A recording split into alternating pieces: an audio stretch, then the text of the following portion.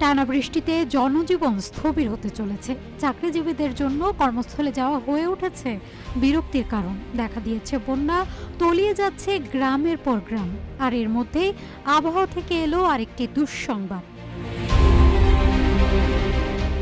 দুপুরের মধ্যে তীব্র বেগে ঝড়ের আভাস পাওয়া গেছে দেশের 7 জেলার উপর দিয়ে। সর্বোচ্চ 60 কিলোমিটার বেগে ঝড় ও বজ্রবৃষ্টি হতে পারে বলে জানিয়েছে আবহাওয়া অধিদপ্তর। দেশের নদীবন্দরের জন্য দেয়া হয়েছে সতর্কবার্তা।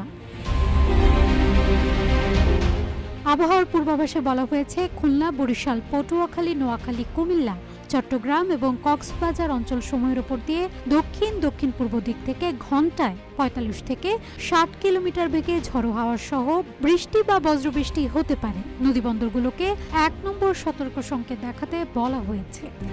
RICL TMX, যুগের পর যুগ স্থাপনা থাকে মজবুত।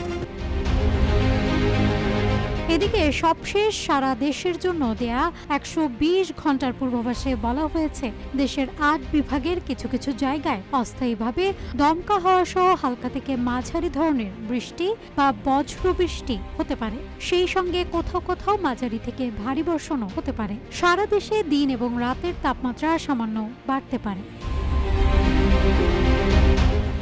নাজহাতুল তোয়া, রূপালী বাংলাদেশ।